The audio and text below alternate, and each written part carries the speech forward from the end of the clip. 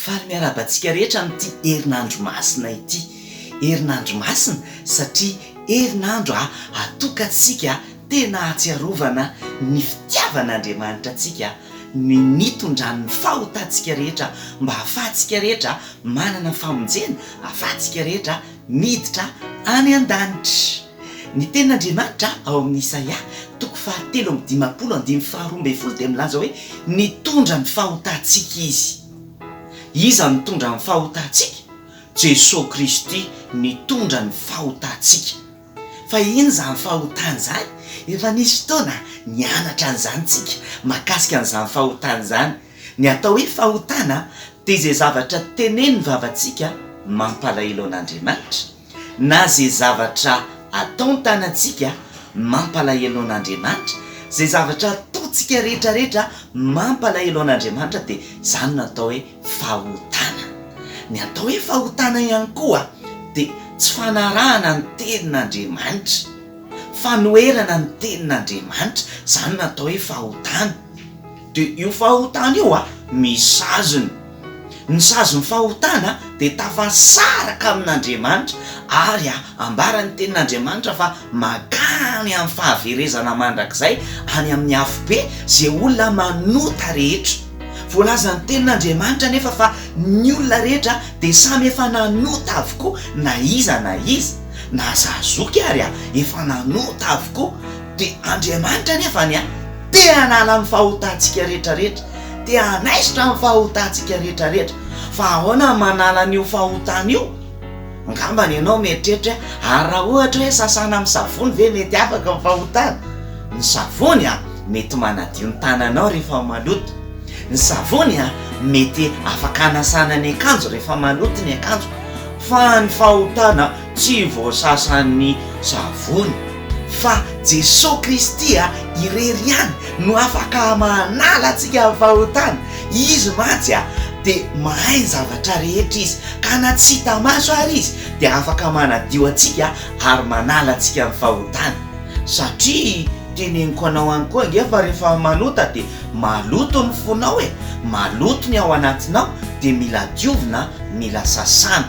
Ka tsy ny savony fa ny rà, ilay rà ny Jesosy Kristy, ilay nalatsany teo amin'ny hazo fijaliana. Iny rà iny tamin'izy ny fantsihana ny tanany, ny satrohana tsilo ny lohany, ny tsatohana lefona ny fony, ny kapohana intsivy amin'ny telopolo dia latsaka ny rà ny Jesosy Kristy. Iny rà iny no manadio antsika afaka amin'ny fahotana rehetra. Fa andao ange verenantsika ilay tenin'Andriamanitra ao amin'ny Isaia 7:5-12 manao hoe ary izy nitondra ny fahotantsika. Ie, satria isika ny tokony saziana, zany tokony saziana, ianao ny tokony saziana, satria tsika manota dia tsika ny tokony saziana. Dia Jesosy Kristy indray no nitondra ny fahotantsika teo amin'ny hazo fijaliana. Zany hoe i Jesosy Kristy indray zany no nosaziana teo amin'ny hazo fijaliana, satria izay rehetra antona eo amin'ny hazo fijaliana tamin'izany fotoana izany dia olona ratsy, olona jiolahy, olona tena mpanota be dia atao eo amin'ny hazo fijaliana. Fa Jesosy Kristy anefa n'izy ilay tsy mba nanota nandray mandeha. Jesosy Kristy irery ihany tsy nanota dia izy nitondra ny fahotantsika teo amin'ny hazo fijaliana. Androany ary raha tianao hoentin'i Jesosy Kristy koa ny fahotanao dia mila manatona anazy anie ianao hoe, mila omenao azy nge ny fahotanao dia esoriny ary sasany amin'ny rany dia hoentiny eo amin'ny hazo fijaliana ihany koa ny fahotanao. Raha ohatra ianao mahatsapa hoe nanota, natainga, teny ratsy, manao zavatra ratsy, mamaly valitray aman-dreny, nanohitra ny tenin'Andriamanitra dia manota ny dikan'izany. Dia rehefa manota dia misy sazony very. Kanefa mino fa tsy te ho very daholo tsika rehetrarehetra hoe ho any amin'ny hafobe, fa te hanana fiainana mandrakizay. Dia ny andro pakana, ny andro pasika dia fahatsiarovana an'izany. Dia tokony hitodiantsika amin'Andriamanitra, andao omena ny Jesosy ny fahotana, andao atolotra ny Jesosy ny fahotana, fefanetiny zany teo amin'ny hazo fijaliana. Dia afaka hanana fiainana mandrakizay, afaka miditra any an-danitra tsika rehefa manantona ny Jesosy Kristy. andao ary hivavaka tsika amin'izao fotoana izao anolotra ny fotsika ary bebaka amin'Andriamanitra dia mba hoentin' Jesosy Kristy ane ny fahotantsika rehetrarehetra. Andao ary hivavaka tsika amin'izao fotoana izao dia raha mety ianao dia andao averintsika izao vavaka izao ny anaran'i Jesosy. Tompo Andriamanitro, misaotra anao fa tena tia ianao dia nitondra ny fahotako teo amin'ny hazo fijaliana.